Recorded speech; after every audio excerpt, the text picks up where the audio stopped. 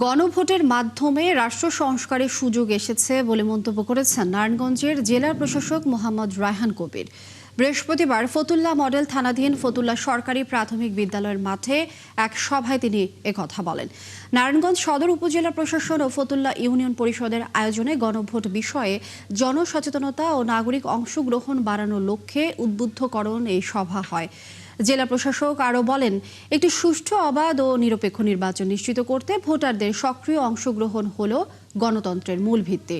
সভা শেষে অংশগ্রহণকারীদের মধ্যে লিফলেট বিতরণ করা হয়। এছাড়াও বক্তারা ভোটারদের ভোটাধিকার প্রয়োগে উদ্বুদ্ধ করার পাশাপাশি নির্বাচন সংক্রান্ত ভ্রান্ত ধারণা দূর করার উপর গুরুত্ব দেন।